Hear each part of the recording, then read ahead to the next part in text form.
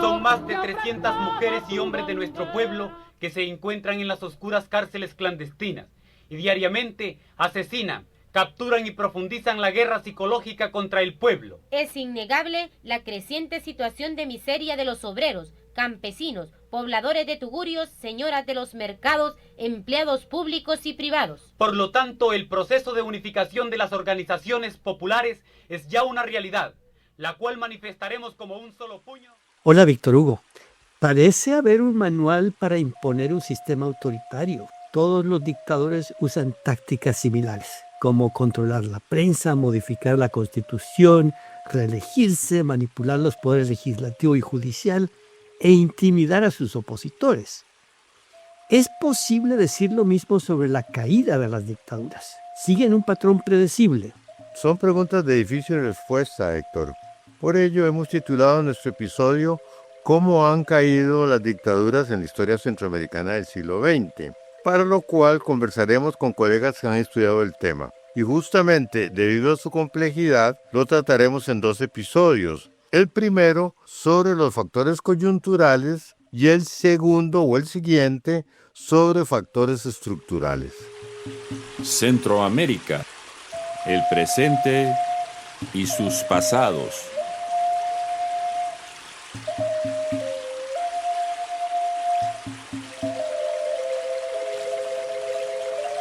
Un podcast de los historiadores Héctor Lindo y Víctor Hugo Acuña.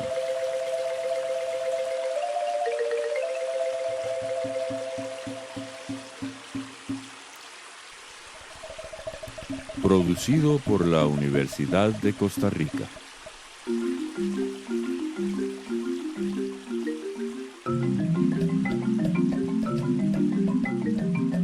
En este episodio entrevistamos a Héctor Pérez Brignoli, que nos dará una perspectiva general, a Gerardo Monterrosa para el caso de El Salvador y Mateo Jarquín, que nos ilustrará sobre Nicaragua.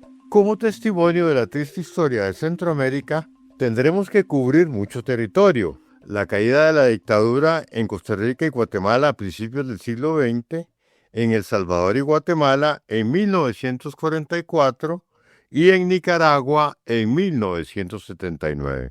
Comenzaremos con Héctor Pérez Brignoli, maestro directo o indirecto de prácticamente todos los que trabajamos en la historia de Centroamérica.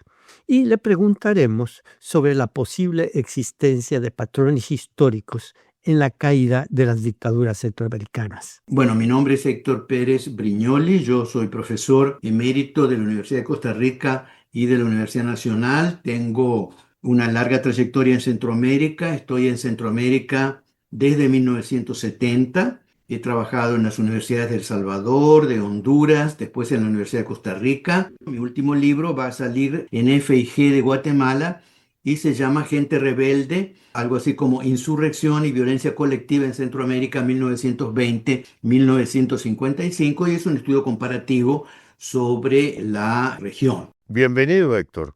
Pocas personas pueden afirmar que conocen también la historia de todos los países centroamericanos como vos. ¿Considerás que analizar la historia política de nuestra región nos ayuda a reconocer tendencias en la caída de gobiernos dictatoriales? A diferencia de las estructuras económicas, sociales, donde la inercia, la fuerza, digamos, de las causas estructurales es mucho más fuerte. Pero en la política es mucho más volátil. Nosotros tendemos muchas veces a tratar de encontrar determinismo, pero hay una serie de circunstancias totalmente azarosas que ocurren, que se encadenan, y eso es lo que facilita y produce las cosas, ¿verdad? Yo tiendo a pensar cada vez más que en general en los eventos políticos en la historia hay muy pocas cosas que están, digamos, absolutamente predeterminadas. En su respuesta, Héctor Pérez señaló puntos clave que debemos considerar al analizar la caída de las dictaduras. Resumiendo, sería detectar cómo es la correlación de fuerzas internas, que es la correlación de grupos políticos, pero también de instituciones, ¿verdad? El ejército, la iglesia, y luego los factores internacionales. El liderazgo del dictador, pero también el liderazgo de los opositores. ¿Quiénes son los opositores? ¿Quiénes están ahí? ¿Quiénes pueden surgir? Y también la capacidad política del dictador. Esto se entiende mejor al analizar algunos casos emblemáticos del siglo XX. Primero, abordaremos Costa Rica en 1919 y Guatemala en 1920, donde movimientos democráticos derrocaron dictadores. Observaremos cómo las variables propuestas por Héctor Pérez funcionan de manera diferente en cada país. Ahora escuchémoslo contarnos sobre las circunstancias del fin de la dictadura de los Tinoco en Costa Rica. Hay por un lado una represión muy desmedida, desmesurada del régimen y luego también una actitud de Estados Unidos que siempre fue opuesta al régimen de los Tinoco y eso cuenta mucho en él. O sea, González Flores estaba haciendo lobby y había varios importantes, prominentes políticos costarricenses que estaban haciendo lobby contra el régimen de Tinoco en Washington y eso facilita la caída también de Tinoco en 1919. En Guatemala, el factor de la política de Estados Unidos también era importante. Recordemos que al empezar la tercera década del siglo XX, Estados Unidos tenía un gran interés en la región porque el canal de Panamá ya había empezado a funcionar y las compañías bananeras y ferrocarrileras estaban en uno de sus mejores momentos. Así, el caso guatemalteco también muestra los cambios de correlaciones de las fuerzas internas con creciente importancia de una clase media, tensiones con la Iglesia Católica, la decadencia del liderazgo del dictador después de 22 años de gobierno y un elemento totalmente contingente, el terremoto de 1917. Las circunstancias del terremoto de 1917 que devasta la ciudad de Guatemala realmente y también el conflicto con la iglesia, porque ahí, bueno, hay un obispo que empieza a predicar, a decir que ese es un castigo divino, los terremotos. No hay que olvidar que Estrada Cabrera intentó sistemáticamente a través del culto de la diosa Minerva y la construcción de templos de Minerva, digamos, reemplazar un poco la religión católica tan fuerte, tan tradicional en Guatemala, por el culto de la diosa Minerva. Siendo nuestra Guatemala, a pesar de los del norte y los de acá, porque seguís como siempre enamorada de tus hijos los que te aman de verdad. Uno de los episodios más destacados de movimientos democráticos que lograron derrocar a dictadores se vivió en 1944. Cuando fueron depuestos los líderes autoritarios de El Salvador y Guatemala y tambalearon los regímenes de Honduras y Nicaragua.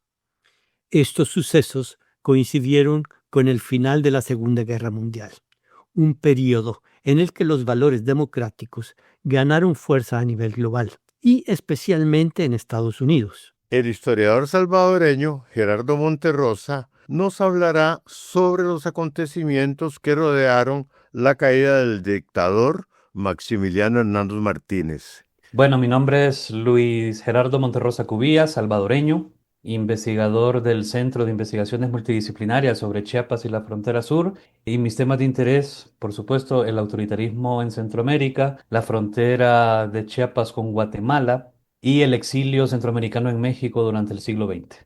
La presión de Estados Unidos para impulsar principios democráticos debilitó a un gobierno que justificaba sus violaciones constitucionales y la reelección indefinida como protección contra el comunismo.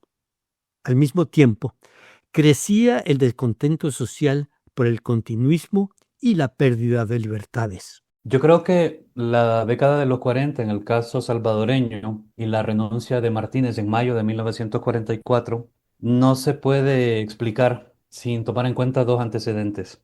Primero, la justificación ideológica que elaboró este régimen que llegó al poder en diciembre del 31. Y segundo, la primera reelección de Martínez, que se concretó en 1939. La Asamblea Legislativa salvadoreña emitió un decreto especial y lo reeligió por 6 años, perdiendo a elementos bastante valiosos de la intelectualidad de la política salvadoreña porque muchos militares, bueno, por lo menos una decena, se opusieron a esta reelección. Hubo también cuadros políticos que lo acompañaron a Martínez, que enfrentaron en el 32, 33 los efectos de la Gran Depresión. Cuando vieron vulnerado ese principio constitucional, valga la redundancia, de la Constitución de 1886, inmediatamente decidieron abandonar el barco, alejarse. Todos nacimos medio muertos en 1932. Sobrevivimos, pero medio vivos.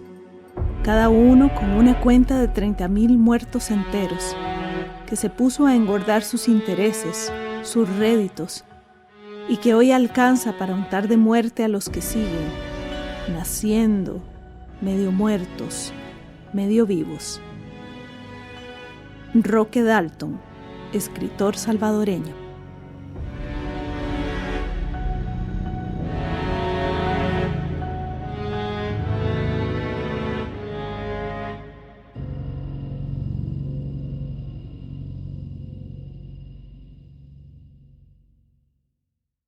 Gerardo resalta los cambios ocurridos en el contexto internacional tras la Segunda Guerra Mundial, cuando Estados Unidos volcó todo su poder en defensa de la democracia frente a los regímenes fascistas de Alemania, Italia y Japón. En este escenario, la alianza estadounidense con Rusia redujo el énfasis en la lucha contra el comunismo, que desde la matanza de 1932 había servido como principal argumento del dictador para suspender las garantías constitucionales y perpetuarse en el poder. Para mí, la clave de la oposición en contra de Martínez está en que, como se quedó sin su justificación ideológica y ya no pudo controlar todos estos canales de expresión que comenzó a facilitar la Embajada de los Estados Unidos en San Salvador, que exhibía películas sobre la democracia, que hacía estos encuentros entre vecinos, hablando de lo que era la guerra en esos momentos, ¿verdad? Y la Carta del Atlántico y toda esta cuestión. Cuando se desata toda esta propaganda de la ideología democrática a principios de los años 40, pues el currículum de Martínez ya está manchado por una reelección que implicó persecución política también, ¿ah? Asimismo, utilizar el temor al comunismo ya no resultaba efectivo y había dejado de justificar la continuación de políticas autoritarias. Ya en los años 40, Héctor, a principios de los 40, Martínez comienza a dar una serie de charlas en la sede central del Partido Pro Patria y ya el discurso es otro, ya las charlas no hablan del comunismo, ya en los 40. No habla para nada, o sea, él comienza a elaborar un discurso de una democracia totalmente intangible, de lo que son los principios, de hablar de Estados Unidos, pero no habla de una democracia formal, procedimental, digamos, si tuviéramos que recurrir a los teóricos de la democracia, ¿verdad? Nada. O sea, en El Salvador no existen los elementos mínimos de una democracia. Y entonces Martínez se comienza a ver como acorralado, creo yo, porque tiene que cambiar su discurso. Y yo creo que la población salvadoreña, o se ve muy claramente en los periódicos, deja de percibir al comunismo como una gran amenaza. Los hechos ocurridos entre finales de 1943 y abril de 1944 evidencian que tras más de una década en el poder, la capacidad de liderazgo de Martínez se había debilitado. Sus últimos errores, la segunda reelección inconstitucional y la violenta represión de un levantamiento militar, terminaron por sellar su destino. Convocaron a otra constituyente para reelegir a Maximiliano Hernández Martínez de manera anticipada. El 2 de abril, esta sublevación que se dio, este intento de golpe de Estado que Martínez logra contener, la furia que desató posteriormente, que es inusual en el siglo XX. Martínez fusiló a los militares involucrados y a algunos civiles y persiguió a Arturo Romero. Entonces, esto provocó que la animadversión se exacerbara. La reelección fue una pésima decisión y luego fusilar a estos militares le terminó de dar el mote de un tirano tal cual, ¿ah? Tal cual. Héctor Pérez Brignoli está de acuerdo en que la respuesta represiva de Martínez a la sublevación militar del 2 de abril de 1944 fue un desacierto que contribuyó al fortalecimiento de la oposición. Bueno, porque hay una serie de movimientos de clase media, yo diría, sobre todo de los estudiantes de San Salvador, que ya están hartos realmente del régimen y como que la represión de abril contra los militares que se alzaron fue demasiado. Sí, entonces, bueno, se produce esta insurrección, esta huelga general, esta como bola de nieve que se va produciendo y luego Martínez prudentemente, ¿verdad?, se va hacia Guatemala pensando ya que sus días están contados. Héctor Pérez nos recuerda que el éxito de la huelga de brazos caídos en El Salvador tuvo un impacto inmediato en Guatemala. El caso de Ubico en Guatemala en 1944 es parecido. Ubico está precedido por la caída del régimen de Hernández Martínez y en realidad eso tiene que ver también con un desgaste interno del régimen y en el caso sí de Ubico y de Hernández Martínez, el cambio en la política internacional es la época de Roosevelt y después la lucha contra el fascismo europeo, el final de la Segunda Guerra Mundial. A Ubico le pasa un poco algo similar, aunque no hay un alzamiento como ese alzamiento militar, pero hay varios incidentes ahí en la represión del régimen que ya le es cada vez más difícil. Las contingencias de las últimas semanas agravaron la situación. Por ejemplo, el asesinato del director del periódico El Imparcial, el asesinato de una maestra en medio de manifestación. Son circunstancias que en otros contextos tal vez no es tan importante, pero en ese contexto tuvieron un peso decisivo, porque eso provocó furias en cadena, diríamos, o sea que se manifiestan. La transición del derrocamiento de Jorge Ubico a una década democrática en Guatemala fue facilitada en gran medida por el liderazgo de la oposición. Para mí el liderazgo de Arévalo en 1944, en octubre del 44, la figura de Arévalo, o sea, que acaba de llegar, tiene influencia en Guatemala, va a ser electo masivamente como presidente de Guatemala y tiene una habilidad política consumada. Yo creo que el caso del doctor Arévalo como líder de la oposición y después en el gobierno es realmente muy sintomático. Ahora bien, los gobiernos de Carías Andino en Honduras y Somoza García en Nicaragua respondieron al impacto de los sucesos en El Salvador y Guatemala, ajustando sus políticas para restar fuerza a la oposición. Como señala Héctor Pérez, Somoza supo manejar la situación de manera muy astuta al pactar con la oposición. Es muy interesante ahí, si uno compara con el caso de Nicaragua, Somoza logró, a través de una serie de jugadas políticas muy hábiles, logró capear el movimiento popular pro democracia, que es lo que hay en el 44-45. Somoza, después de esto, una vez que se afirma suficientemente en el poder, logra consolidar la cúspide de su poder. Estoy hablando de Anastasio Somoza García, ¿verdad? El primero, logra la cúspide de su poder para mí, es el pacto en 1950, cuando el Partido Conservador tiene que firmar un acuerdo con los liberales y en ese caso con Somoza, aceptando una participación de bajo nivel en el régimen de la dictadura. ¡Nicaragua! ¡Sandinista! ¡Nicaragua! ¡Sandinista!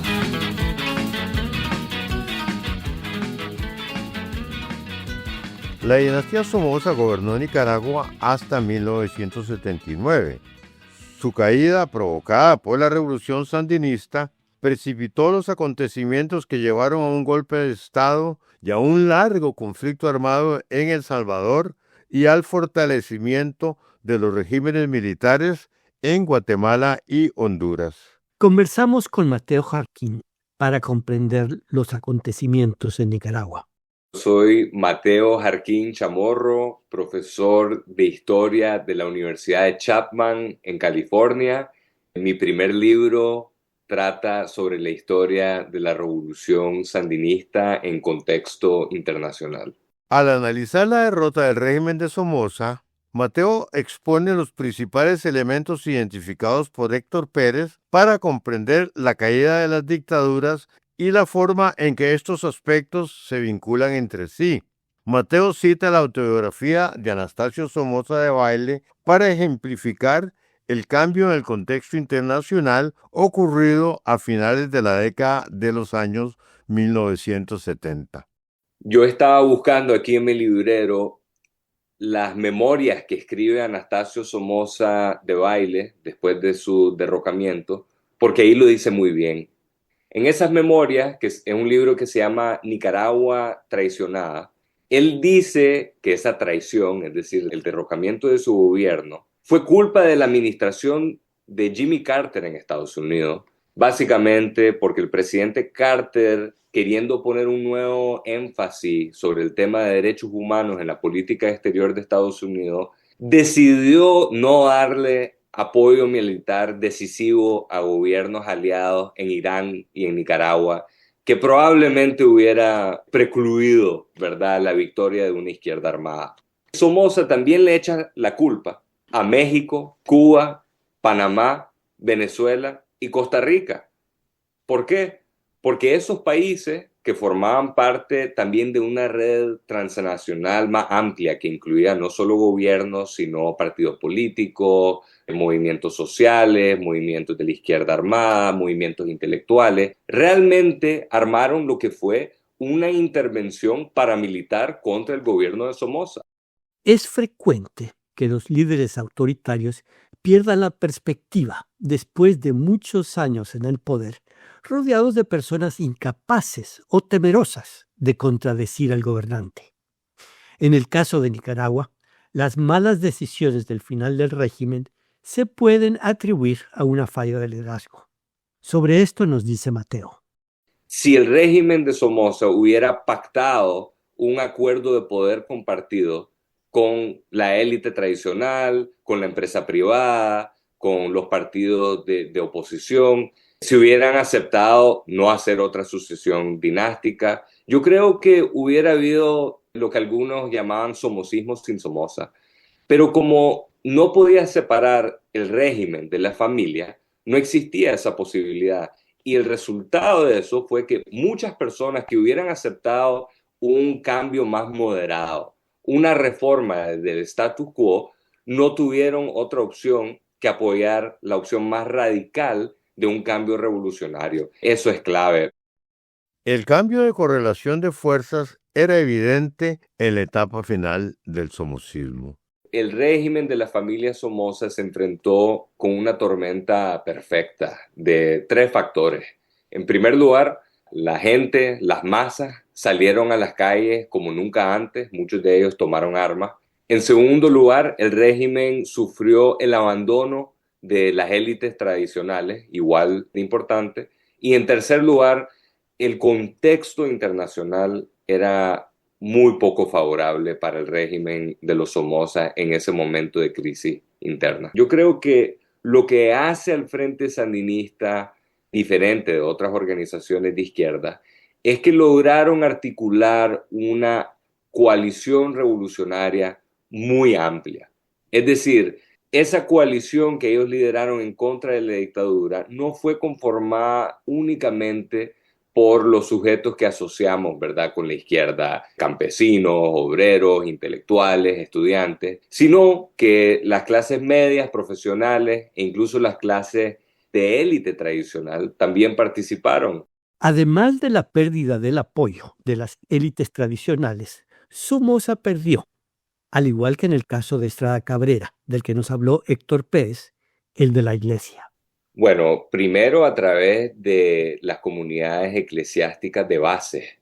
Y ahí lo que vemos es un factor muy importante para la coalición revolucionaria, que de repente la Iglesia, que tal vez en el pasado tendía a favorecer el statu quo, le estaba diciendo a las personas que iban a las iglesias y que participaban en estas comunidades eclesiásticas de que no tenían que conformarse con sus condiciones materiales actuales y que era justo o incluso necesario, siguiendo incluso el ejemplo de Jesucristo, también es un punto de entrada para muchas personas a la política revolucionaria, ¿verdad? Muchos comandantes sandinistas que llegaron a adoptar una ideología marxista relativamente marcada, empezaron encontrándose con la realidad de injusticia, de desigualdad, de pobreza en su país a través de su trabajo social con la iglesia.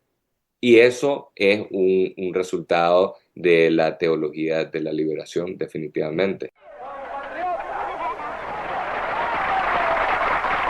Somos todos los nicaragüenses, todo el espectro político nacional, el que tiene que enfrentarse a ese monstruo y el que tiene que resolver el problema de esta nación, que es volver a crear una república. Para finalizar, compañeros, nuestro grito de siempre: Nicaragua volverá a ser república. Acontecimientos contingentes jugaron un papel importante para que grupos importantes de la sociedad nicaragüense abandonaran al dictador. En particular, el terremoto de Managua de 1972 y el asesinato del periodista Pedro Joaquín Chamorro en 1978, a quien escuchamos anteriormente en su discurso de 1977. Yo creo que el terremoto del 72 en Nicaragua es importante por una razón principal, que es un momento que marca el principio del fin de la alianza tácita que existía entre la familia Somoza y la élite empresarial, ¿verdad? Porque fue el momento donde la dictadura de los Somoza se aprovechó de la ayuda de reconstrucción que entró al país para básicamente expandir su participación en la economía en vez de aprovechar esa reconstrucción, ¿verdad?, para beneficiar a también sus socios en la empresa privada. Entonces, en ese sentido, fue muy importante, ¿verdad? Y el momento que realmente puso esto en evidencia fue el asesinato del dirigente Pedro Joaquín Chamorro, que fue editor del periódico de oposición, pero que venía también de una familia de élite tradicional. Ese fue un momento que no solo inspiró, ¿verdad?, una reacción espontánea de, digamos, el pueblo, las masas en las calles, sino que convenció a la élite tradicional y a la empresa privada de que no había una solución donde podían reformar el régimen. Y eso fue clave para la construcción de una coalición revolucionaria que incluía a estos actores. Héctor, en esta conversación que hemos tenido con estos colegas, queda claro que sí es importante distinguir los factores de largo plazo con los factores inmediatos cuando ha ocurrido la caída de las dictaduras en Centroamérica. La distinción es importante y, sin embargo, desde mi punto de vista, no sé qué opinarás vos, es difícil porque están muy imbricados esos factores estructurales con esos factores coyunturales. Ahora, concretamente, como ha quedado claro en este episodio, la caída de una dictadura no es un asunto que caiga del cielo, valga la expresión, sino que es resultado de acciones concretas, específicas, de determinados actores sociales y políticos, y también de circunstancias que ningún actor previó, de circunstancias completamente azarosas, imprevistas. Esa debería ser nuestra primera conclusión de esta conversación que hemos tenido con estos colegas. En efecto, da la impresión como que si los factores coyunturales de alguna manera ayudan a revelar la situación de esos factores estructurales que han ido cambiando poco a poco y que la mayoría de la gente no se ha dado cuenta de esos cambios de equilibrios políticos, de esos descontentos que se han estado gestando a través del tiempo, pero que una coyuntura específica puede ser un terremoto o puede ser un asesinato, revelan los descontentos que existen, ¿no? Como ocurrió también durante la represión tan grande, el levantamiento o el intento de rebelión del 2 de abril de 1944 en El Salvador. Cómo estos factores coyunturales o factores que precipitan los acontecimientos realmente se nutren de cambios que han tenido lugar a través de cierto tiempo, ¿no? Estás diciendo que lo que llamamos factores coyunturales son como síntomas de las fisuras del armazón estructural. Eso me parece muy interesante como perspectiva. Pero, digamos, hay que inmediatamente subrayar que esas fisuras, esos síntomas, que tienen que ver con el funcionamiento en el largo plazo del régimen y con cosas completamente inesperadas como un terremoto, tienen que traducirse en acciones, propuestas, proyectos de actores sociales y políticos. O sea, no basta con las fisuras, no basta con los síntomas. Se requiere, esa sería mi manera de entender lo que estás diciendo, que haya actores sociales y políticos que conviertan las fisuras en rupturas y en proyectos. Exactamente, y un tema que también mencionó Héctor Pérez en su intervención, que ahí hace diferencia la existencia de liderazgos hábiles que puedan ayudar a formar coaliciones, a leer el momento y tomar ventaja. Y eso nos lleva a una siguiente pregunta. Si es posible pensar una receta de cocina en pasos muy específicos para opositores que quieren buscar la caída de un dictador. ¿Cómo lo ves tú? No, yo creo que eso no es posible, no. Me parece que es crear una falsa expectativa. O sea, cada situación histórica es una situación inédita. Ahora, no hay situación histórica inédita en lo que se refiere a la caída de dictaduras, por ejemplo, que no suponga liderazgos, actores políticos con proyecto, con lucidez y capacidad de movilización por parte del conjunto de la población. De igual manera que se requiere un nivel de tensiones dentro del aparato institucional de la dictadura, como un gran nivel de malestar en el conjunto de la población. Ahora, eso es lo único que se puede decir, pero recetas no existen desde mi punto de vista. Sí, yo creo que lo más que se puede recomendar es decir que la historia nos indica ciertas cosas a las que hay que prestarle atención y que cuando se producen es el momento de actuar, pero no es predecible cuándo se va a producir esa química específica entre factores estructurales que han ido cambiando a través del tiempo y coyunturas específicas y a veces accidentes o cosas inesperadas que sirven para catalizar el descontento y para que la gente se dé cuenta de que hay una apertura para formar coaliciones. Entonces yo creo que no se puede dar una receta, pero sí se puede recomendar a todos los grupos que estudien la historia, que estén alerta a circunstancias que pueden crear oportunidades. Yo sería más enfático en la idea de interpretaciones críticas de este tipo de situaciones, de caída de regímenes dictatoriales, que exige evidentemente un conocimiento en profundidad.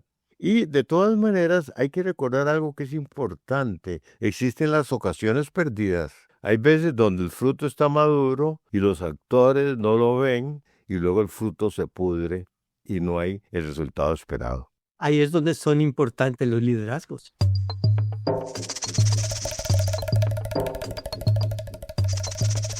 Agradecemos su atención y les invitamos a seguirnos en Spotify, Apple Podcast o en X, Facebook e Instagram y a suscribirse a nuestro canal de YouTube. Compartan nuestros episodios y déjenos sus comentarios. Y por qué no, un like de vez en cuando. Dirigido por Héctor Lindo y Víctor Hugo Acuña. Producción general, Gloriana Rodríguez Corrales. Asistencia de producción, Jocelyn Coronel. Música original, Manuel Monestel. Técnico de grabación, Paolo Marín. Arte visual, Karina García. Diseño gráfico, Lucía Rodríguez. Una producción de la Escuela de Historia, la Vicerrectoría de Acción Social y las radios UCR. Universidad de Costa Rica.